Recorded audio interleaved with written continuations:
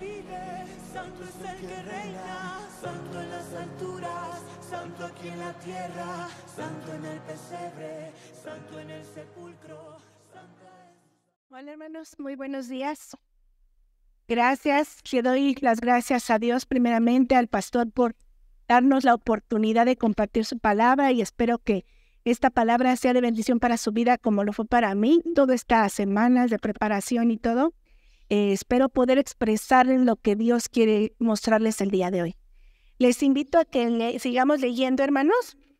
Vamos a continuar leyendo Mateo 27, versículos del 57 al 61. Ahí mismo, en esa misma lectura que hizo nuestra hermana Maggie. La palabra del Señor dice: Cuando llegó la noche, vino un hombre rico de Arimatea, llamado José, que también había sido discípulo de Jesús. Este fue a Pilato y pidió el cuerpo de Jesús. Entonces Pilato mandó que se le diese el cuerpo. Y tomando José el cuerpo, lo envolvió en una sábana limpia y lo puso en un sepulcro nuevo, que había labrado en la peña. Y después de hacer rodar una gran piedra a la entrada del sepulcro, se fue. Y estaban ahí María Magdalena y la otra María, sentadas delante del sepulcro. Aquí, hermanos, lo que podemos ver es hablar de este hombre, de José de Arimatea. Es la única porción de la palabra donde lo menciona. Se dice que era un hombre rico y que era discípulo de Jesús. No era de esos 12 que ya habíamos conocido todos. Era un hombre que seguramente en algún momento escuchó las palabras del Señor, que estuvo en sus enseñanzas, que vio sus milagros. Él era un discípulo del Señor. En Juan 19:38, no lo lean, yo se los leo, hermanos. Dice: después de todo esto, José de Arimatea, que era discípulo de Jesús, pero secretamente, por miedo de los judíos, rogó a Pilato que le permitiese llevar el cuerpo de Jesús, y Pilato se lo concedió. Entonces vino y se llevó el cuerpo de Jesús. Aquí una característica importante de este hombre y que es una gran enseñanza para nosotros es que él era un hombre valiente. Él no tuvo miedo de presentarse ante Pilato y pedir el cuerpo de Jesús. Era un hombre al que todos perseguían, a Jesús, y aún así, de manera secreta y por miedo, terror tal vez de los judíos, se presentó ante Pilato a pedir el cuerpo de Jesús. Este hombre que una vez que ya tuvo el cuerpo de Jesús, lo limpió, le puso sábanas limpias y lo puso en un sepulcro que ni siquiera era pensado en Jesús. Era un sepulcro que estaba destinado para él mismo, para José de Arimatea, seguramente para su familia, no sabemos. Pero este hombre quiso darle una sepultura digna a nuestro Señor. Una enseñanza muy importante también que podemos ver aquí en este versículo es que este hombre nos muestra la valentía que él tenía, ¿no? ¿Qué pudo haber pasado si iba ante Pilato? Lo pudieron haber apresado. En ese momento todos los discípulos estaban huyendo porque podían haber sido apresados. Pero él no, él tuvo el valor de presentarse ante Pilato y pedir el cuerpo de Jesús. Seamos valientes, hermanos, seamos valientes, de verdad. Vivimos en un país libre, tenemos la libertad de hablar de Jesús y a veces nos da miedo hablar de su palabra, hablar lo que Él ha hecho con nosotros, predicar el evangelio, dar un folleto. A veces nos avergonzamos del evangelio. Este hombre que en esta porción de la Biblia aparece muy poquito, nos muestra algo tan grande, que Él es un hombre valiente y nos invita a ser valientes, hermanos, a tener ese valor, a no esconder lo que Dios ha hecho en nuestra vida. Nosotros tenemos ese gran regalo. Mostrémoslo, hermanos. Sigamos leyendo. Vamos a continuar la lectura en el versículo 62 al 66 de Mateo 27.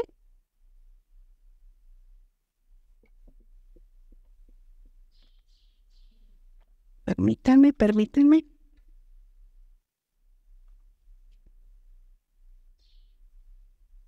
Muy bien. Dice: al día siguiente, que es después de la preparación, se reunieron los principales sacerdotes y los fariseos ante Pilato, diciendo: Señor, nos acordamos que aquel engañador dijo: viniendo aún después de 3 días resucitaré. Manda pues que se asegure el sepulcro hasta el tercer día, no sea que vengan sus discípulos de noche y lo hurten y digan al pueblo, resucitó de entre los muertos, y será el postrer error peor que el primero. Y Pilato les dijo, ahí tienes una guardia, id, asegurarlo como sabéis. Entonces ellos fueron y aseguraron el sepulcro y sellando la piedra y poniendo la guardia. En esta lectura, hermanos, podemos ver otra enseñanza más de nuestro Señor. Todo estaba en contra de que Jesús resucitara. Todo ante los hombres, ante los ojos de los hombres, era imposible que Jesús resucitara. Tantas coincidencias. ¿Cómo permitió Dios? Todo estaba en sus planes. ¿Cómo permitió que los fariseos, no importándoles guardar el día de reposo, porque Jesús murió un día antes del día de reposo? Cuando estos hombres se presentaron ante Pilato, era el día de reposo. No les importó guardarlo. Fueron ante Pilato y pidieron que reforzaran esa tumba. Esa tumba ya tenía una gran piedra. Todos vemos, este es un ejemplo de cómo es una piedra, cómo estaba la piedra ante la tumba, pero era una piedra inamovible. Los estudios arqueólogos en la arqueología, los estudiosos dicen que esta piedra pudo haber sido una piedra cuadrada, tipo corcho, que encajaba en la entrada de la tumba. Se han encontrado muchas piedras en las excavaciones que han hecho, muchas redondas, pero muchas más de tipo cuadrado. Era imposible que esa piedra se pudiera mover. Y aún así estos hombres fariseos tuvieron miedo solamente porque habían medio escuchado que Jesús había dicho que resucitaría. Ni siquiera tenían la seguridad. No tenían esa seguridad, pero tenían miedo de que Jesús resucitara. Pilato les concede y les manda una guarda de 4 hombres. La guardia estaba formada por 4 hombres. Estos 4 hombres, yo no creo que hayan sido unos hombres debiluchos. Era una guardia real. Eran hombres fuertes, seguramente atentos, con sus 5 sentidos puestos en esa tumba, porque si se les encontraba dormidos, era la muerte. Ellos morían. Todavía a pesar de esa guarda, se hace un sello donde envolvía la piedra pegada a la tumba con cera, que todavía esa piedra no podía moverse. Todo ante los ojos de los hombres era imposible que Jesús resucitara, hermanos. ¿Cómo Dios permitió que toda la humanidad viera que Él no podía resucitar para mostrarnos un gran poder? Y Él, a pesar de todo eso, resucitó. Ante la mirada de cualquiera, era imposible que esa tumba fuera abierta o que pudieran llegar los discípulos y abrirla. Dios permitió que fueran los fariseos a advertir a Pilato. Absurdo, ¿no? Les digo, ellos no tenían la seguridad, solamente recordaban haber escuchado. ¿Por qué Dios fue puesto en esa tumba? ¿Por qué Jesús puesto en esa tumba? Antes se acostumbraba que a los que crucificaban los mandaban a la fosa común, pero Dios permitió que no pasara eso, que fuera llevado a una tumba especial, a una tumba de piedra, con una piedra enorme que no pudiera mover esa entrada, con 4 hombres atentos vigilando que nadie pudiera abrir esa piedra, con un sello que se marcaba con el sello del líder que estaba en ese momento, del gobernador, con cera para que no se moviera esa piedra. Era imposible. Cualquier humano, cualquier persona no hubiera creído que esa tumba hubiera sido abierta, hermanos. Pero ¿qué creen que pasó? Jesús resucitó.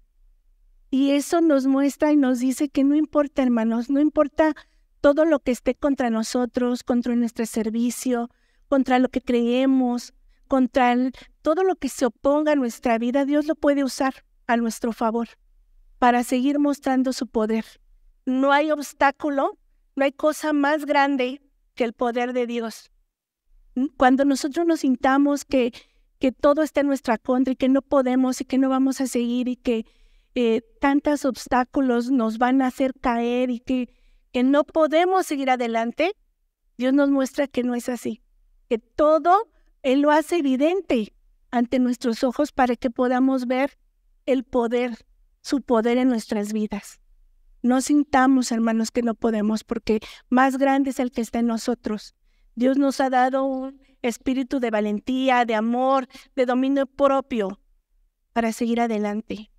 No hay, hermanos, No hay cosa que se pueda interponer a los planes de Dios. La voluntad de Dios se va a hacer con nosotros, sin nosotros, con 4 guardias, con una gran piedra.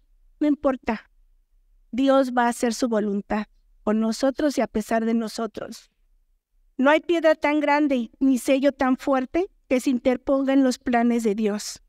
El versículo 66 dice: entonces ellos fueron y aseguraron el sepulcro sellado, la piedra y poniendo una gran guardia. Le damos tiempo a nuestra hermana Belinda para que continúe con esta reflexión, hermanos. Gracias.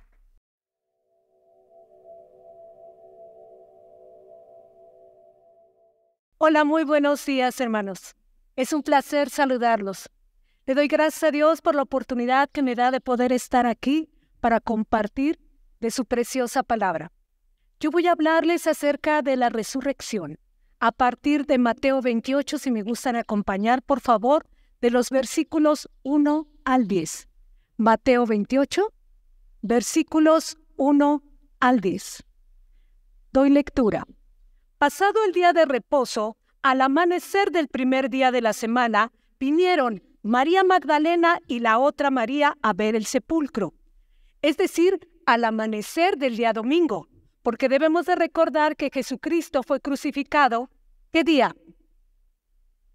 Viernes, justamente, y el Shabbat empezaba a la puesta del sol y terminaba el sábado justamente al anochecer. De tal manera que estas mujeres se acercaron al sepulcro porque llevaban un tarro o varios tarros que tenía un ungüento con especias y hierbas para poder terminar de preparar el cuerpo de Jesús. Por eso es de que ellas muy temprano acudieron.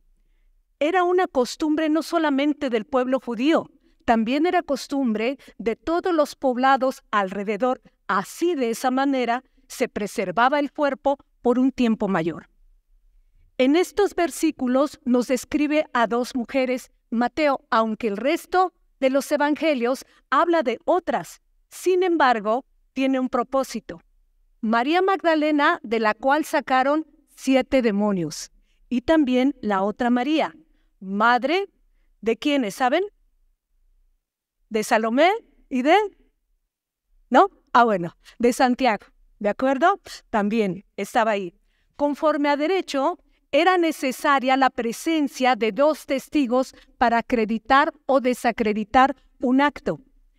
Así se acostumbraba en el derecho judío, pero también se acostumbraba en el derecho romano. Y México tiene influencia del derecho romano, de tal manera que actualmente, para poder acreditar un hecho, se necesitan 2 testigos. Versículo 2. Y hubo un gran terremoto porque un ángel del Señor descendió del cielo y llegando removió la piedra y se sentó sobre ella. Este es el segundo terremoto presente en la vida de Jesús. El primer terremoto estuvo presente en el momento en que murió en la cruz. Y este es el segundo que se presenta. La piedra fue removida por un ángel, según nos dice Mateo. El resto de los evangelios señala que fueron 2 ángeles, pero Mateo señala a uno de ellos. Y fue no para ayudar a Jesús a salir de la tumba, porque su cuerpo ya había sido resucitado, de tal manera que él podía atravesar cualquier obstáculo que tuviera.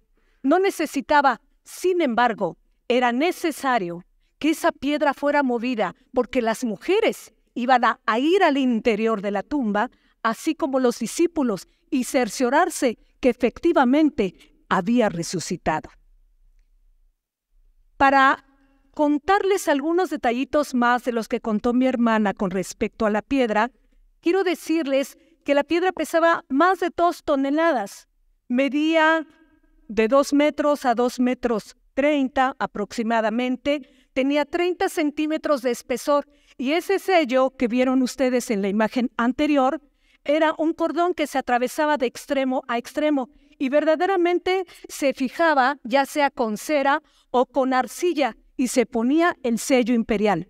El castigo para aquellos que quisieran romper ese sello era inmediatamente la crucifixión de cabeza, para que de esa manera la agonía fuera mayor. Esa piedra también refleja los obstáculos que tenemos en la vida y el ángel encima que ha vencido ese obstáculo. Pero también, al estar un ángel encima de la piedra, obviamente la guardia no podía hacer absolutamente nada. Pues imaginan ustedes, o sea, ver un ángel y decir, pues con permiso voy a mover la piedra, imposible.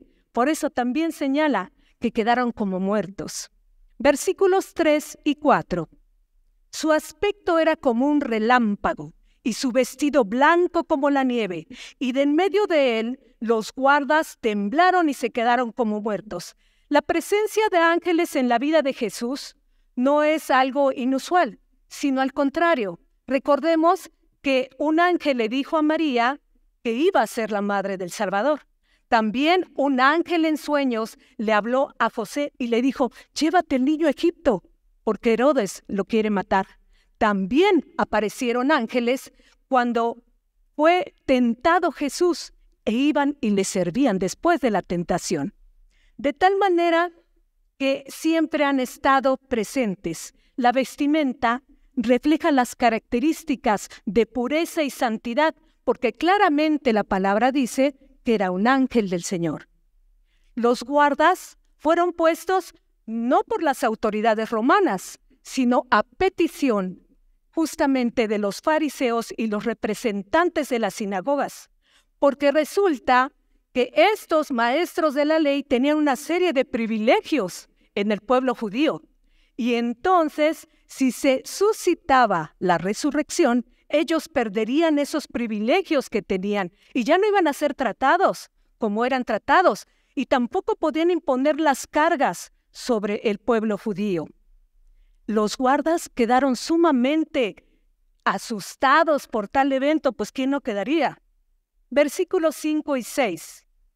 Mas el ángel respondiendo dijo a las mujeres, no temáis vosotras, porque yo sé que buscáis a Jesús, el que fue crucificado. No está aquí, ha resucitado. Y hoy te lo digo, iglesia, ha resucitado y eso es digno de darle toda la gloria a Él. En este mismo momento, así es, a darle la gloria a Él. Es en este mismo momento donde se cumplen más de 300 profecías que fueron prescritas 1000 años antes, donde se cumplen profecías como la de Isaías 53, como también la de Salmos 16:10, que dice, porque no dejarás mi alma en el Seol, ni permitirás que tu santo vea corrupción. Con el Salmo 22, donde habla acerca de la muerte y resurrección de nuestro Señor Jesucristo. Así, 1000 años antes de su nacimiento, ya se sabía que iba a suceder. Es aquí donde surge la roca y el fundamento de la iglesia cristiana, como hoy la conocemos. La roca y el fundamento del cristianismo que vivimos el día de hoy. La roca y el fundamento del primer resucitado. Porque a través de un hombre entró el pecado, pero también a través de un hombre. ¿Qué entró? La salvación y la remisión de los pecados para la vida eterna. Porque también es la roca y el fundamento que después de esta vida tendremos una vida con Él en su presencia por una eternidad. Y estaremos ante la presencia del admirable consejero, Dios fuerte, Padre eterno, príncipe de paz. Versículo 7. E id pronto y decid a sus discípulos que ha resucitado, resucitado de los muertos. Y aquí que va delante de vosotros a Galilea, allí le veréis. He aquí os lo he dicho.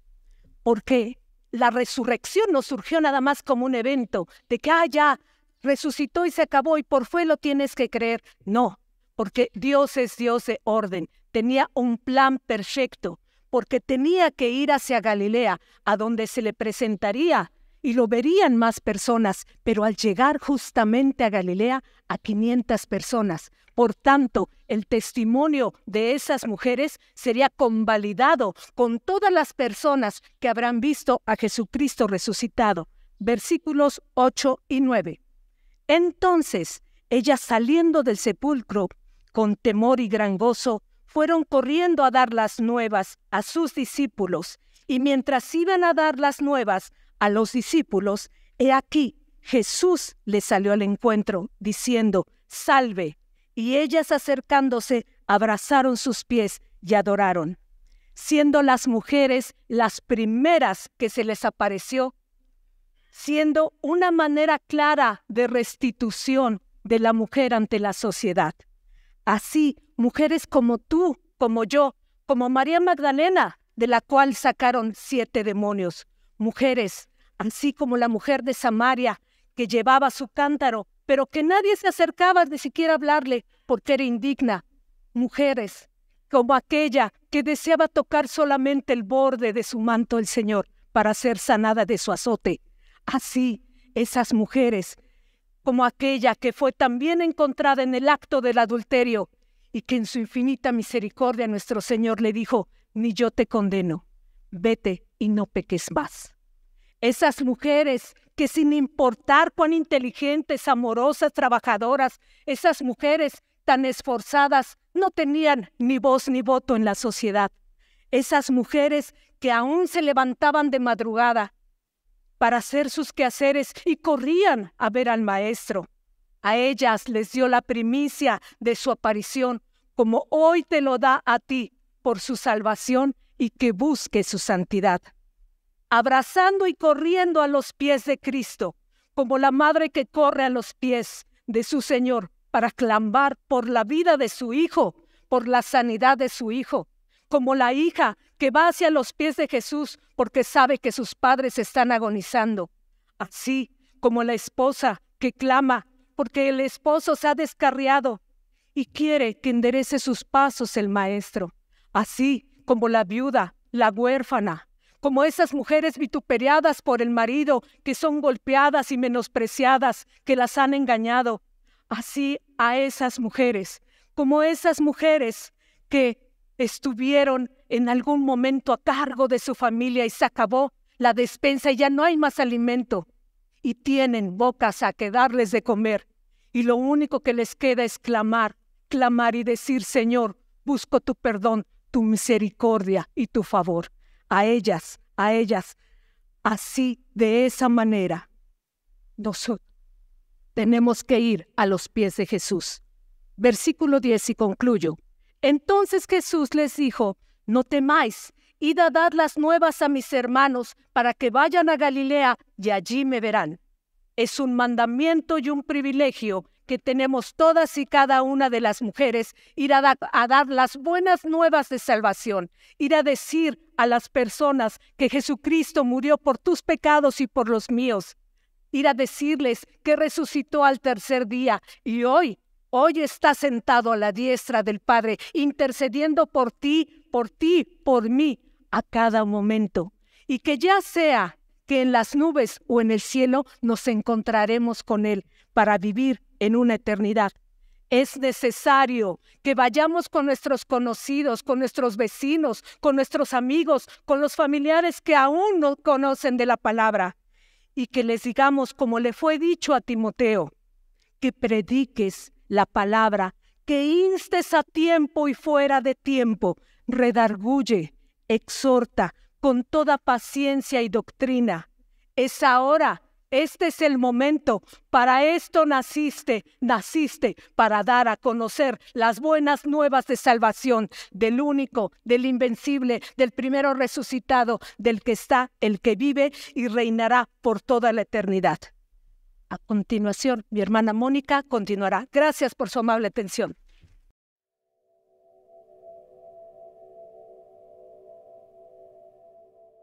Hola, buenas tardes, iglesia.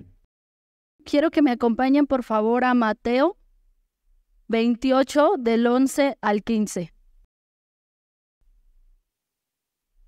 Mateo 28, del 11 al 15. Dice, mientras ellas iban, he aquí unos de la guardia fueron a la ciudad y dieron aviso a los principales sacerdotes de todas las cosas que habían acontecido.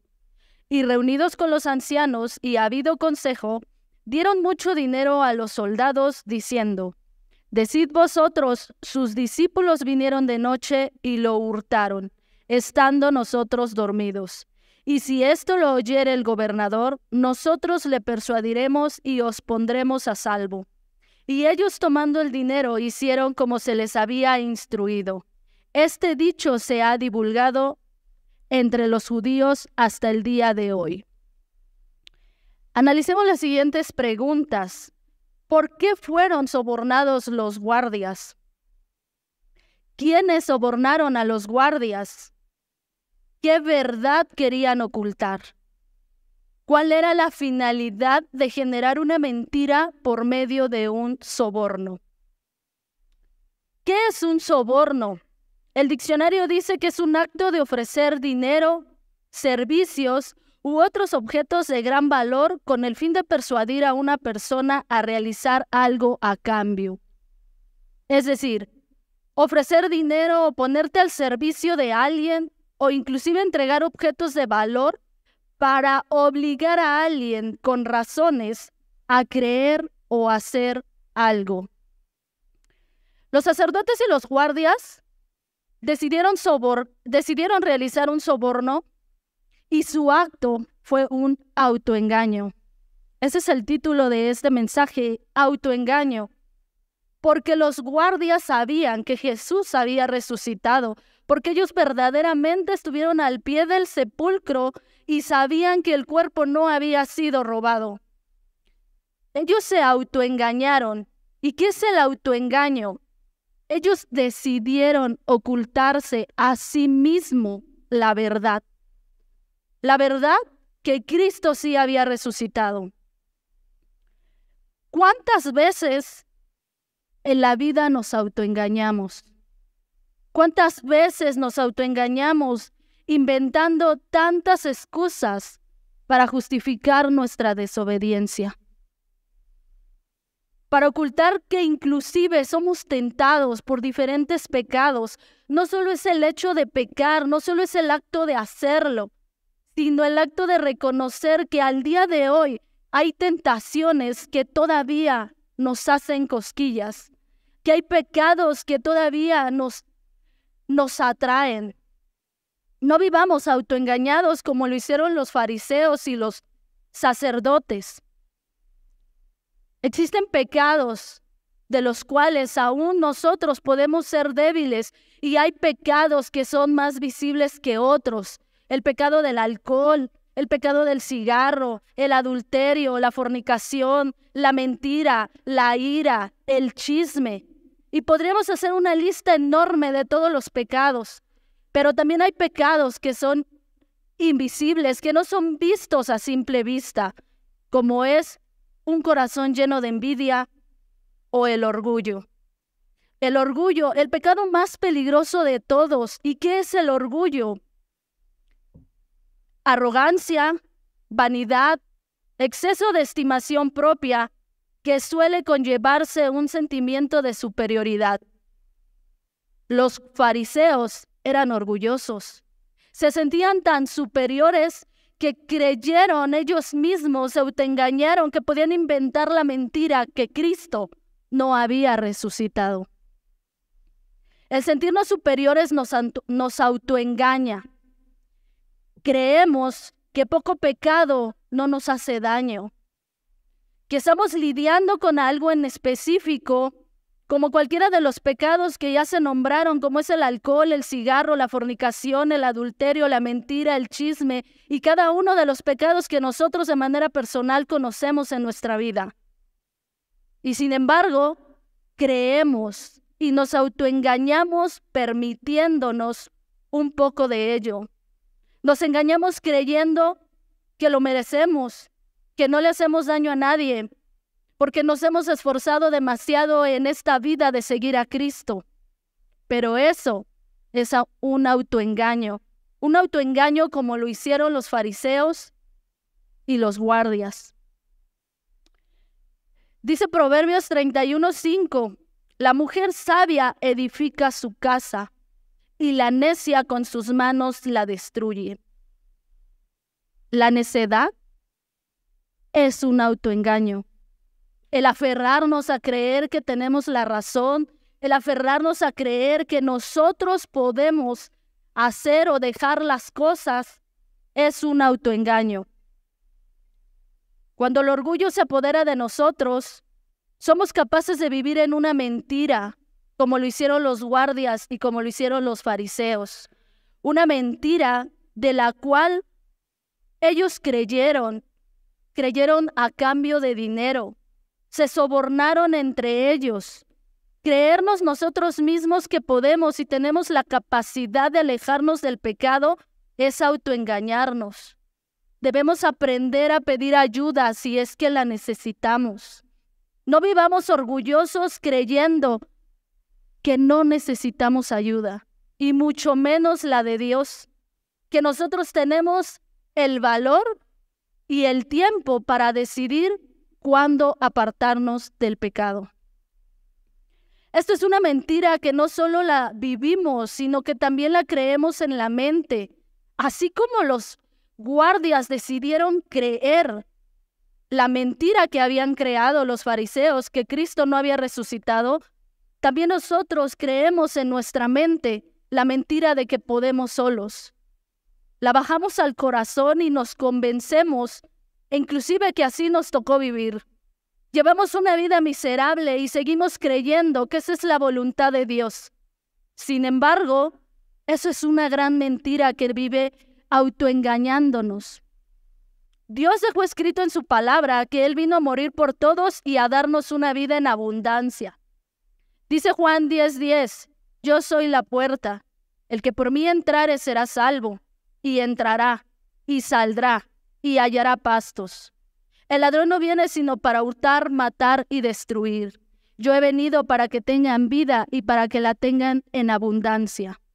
Y cuando dice para que tengan, está hablando en plural. No está hablando específicamente de una clase de personas ni de un género. Está hablando en general de todos. Todos sin excepción alguna. La voluntad de Dios es darnos vida en abundancia. ¿Por qué tenemos que vivir aferrándonos a llevar una vida autoengañándonos? Para concluir, cuando comenzamos a creer que Jesús es la respuesta a nuestra vida, la vida cambia. Inclusive el pecado ya no nos satisface. Inclusive cuando tenemos una discusión entre la esposa, el esposo o con quien sea, aprendemos a guardar silencio. No nos autoengañamos creyendo que nosotros tenemos la verdad. Si tenemos que callar, callemos. Si tenemos que pedir perdón, pidamos. Si tenemos que perdonar, perdonemos. Seamos humildes y vivamos una vida rendida a Cristo. Creamos en la escritura que Él nos dejó. No vivamos creyendo nuestras propias mentiras. Los sacerdotes vivían una doble vida.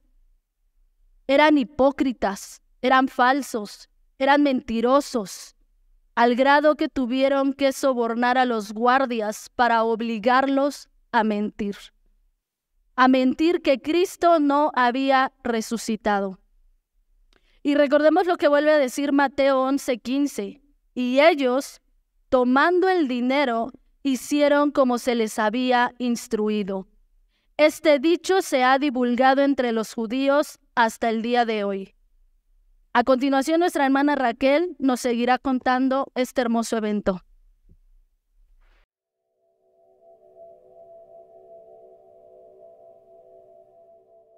Dios les bendiga.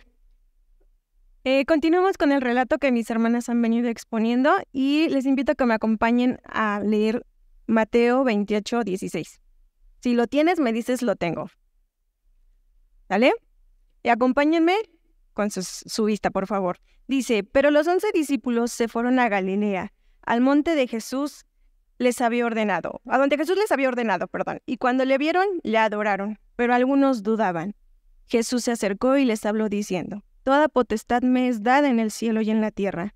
Por tanto, id y haced discípulos a todas las naciones, bautizándolos en el nombre del Padre, y del Hijo, y del Espíritu Santo, enseñándoles que guarden todas las cosas que os he mandado. He aquí yo estoy con vosotros todos los días hasta el fin del mundo. En el versículo 16, hermano, podemos ver que Jesús los convocó a Galilea. ¿A cuántos convocó? A los 11 discípulos, ¿verdad? Quiero que me acompañes a Mateo 26:32, por favor. ahí atrásito.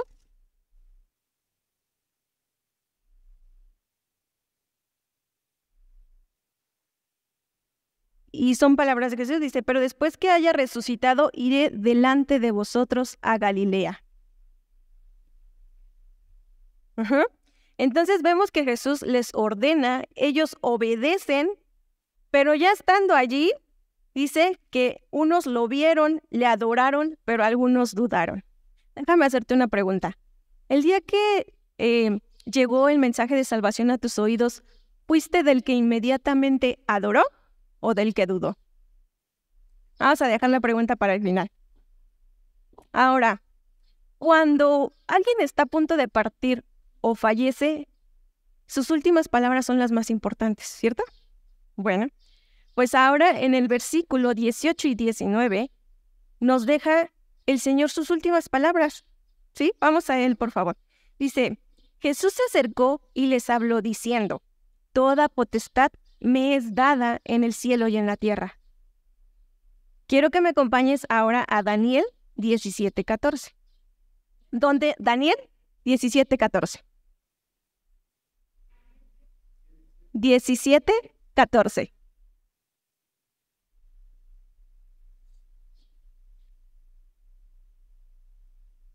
Perdón. Daniel 7, capítulo 7, 14. Por favor. Si lo tienes, dime lo tengo, por favor. ¿Ok? Dice, y le fue dado dominio, gloria y reino, para que todos los pueblos, naciones y lenguas le sirvieran. Su dominio es dominio eterno, que nunca pasará, y su reino uno que no será destruido. Volvamos a Mateo 28, 19. ¿Qué nos dice, hermanos? Que vayamos a hacer ¿qué? ¿Qué es un discípulo? Un discípulo. ¿Qué es un discípulo? Un aprendiz, ¿verdad? Alguien que sigue a otro, ¿sí? Y nos dice también que vayamos a todas las naciones. ¿Qué son todas las naciones? Todas. ¿Pero solamente se refiere a países? No, ¿verdad? Se refiere a grupos étnicos, países, colonias, ciudades, pueblos e incluso, hermano, clases sociales. Entonces dice a todas. No tenemos excusa para decir a mi vecino no, porque pues no es de mi estatus social, ¿verdad? No, dice a todas. Entonces también quiero que me acompañen a Romanos 10, 13, 15, por favor.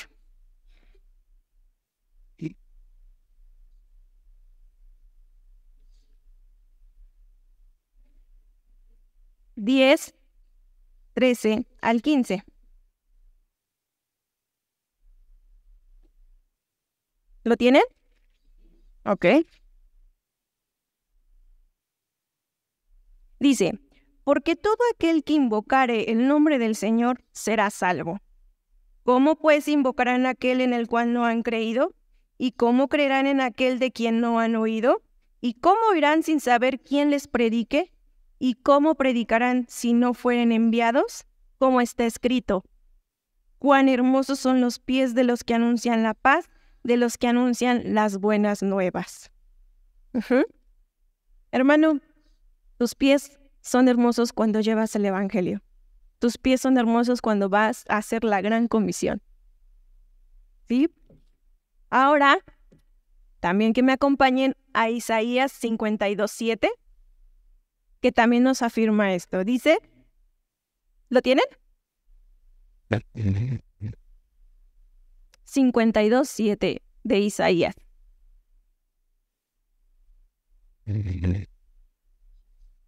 ¿Listo? 52:7. Dice, cuán hermosos son sobre los montes los pies del que trae alegres nuevas, del que anuncia la paz, del que trae nuevas del bien, del que publica salvación, del que dice a Sión, tu Dios reina. Amén. ¿Nuestro Dios reina? Amén. Es verdad, hermanos, que no todos somos evangelistas, no todos somos misioneros. Pero, ¿sabes? esta no es una opción para ti ni para mí. ¿Sí? El Señor nos manda a que vayamos y hagamos discípulos.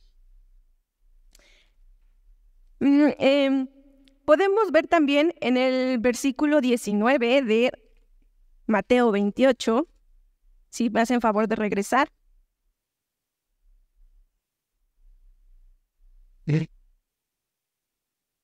Que lo hagamos, ¿qué dice? Bautizándolos en el nombre del Padre, del Hijo y del Espíritu Santo. Esto nos dice que es un solo nombre, no tres, un solo nombre. Amén. Quiero pensar que en algún momento dijiste, ¿y por qué bautizaban? ¿Sí? ¿Sí se han preguntado alguna vez por qué bautizaban? Bueno, pues el bautismo era simbólicamente lo que unía al creyente en la muerte por el pecado y en la resurrección a la vida. ¿Sí? Y te preguntarás, ¿y por qué me tengo que bautizar? Bueno, pues es una manera en donde nosotros reflejamos una sumisión a Cristo, en donde decidimos que nuestra vida va a ser llevada de la mano de Él. ¿Amén? Ahora, déjame decirte que esto solamente es simbólico. Lo que te dio salvación es lo que en algún momento tú hiciste una declaración. ¿Sí se acuerdan de ella? ¿En dónde está? En Romanos 19, que dice que si confesares con tu boca que Jesús es el Señor y que Dios le levantó de los muertos, serás salvo. Y si creyeres en tu corazón que Dios levantó los muertos, serás salvo. Porque con el corazón se cree para, y con la boca, para salvación. ¿Sí? Ok. Pero, ¿sabes? Nos deja un mandato más en el 20, en el versículo 20, que dice, enseñándoles que guarden todas las cosas que os he mandado. Y aquí yo estoy con vosotros todos los días. ¿Sí? ¿Dijo 1 o 2 mandamientos? ¿Qué nos dijo? Todos, ¿verdad? Bueno, pues déjame decirte que tus palabras no son lo que debe de hacer eco, sino tus acciones. Nuestras acciones son las que deben de reflejar que Cristo vive en nosotros. Hermano, un día Jesús murió. Jesús resucitó. Y hoy está vivo. Y hoy está con nosotros. En algún momento yo les platicaba, ¿no? Que cuando hay un nacimiento nos alegramos. Pero cuando alguien fallece, viene nostalgia, viene tristeza. Y se nota mucho la ausencia, ¿verdad? Pero tenemos esa ventaja, que Cristo hoy resucitó. Santo en el pesebre, santo en el sepulcro, santa es su sangre derramada en la cruz.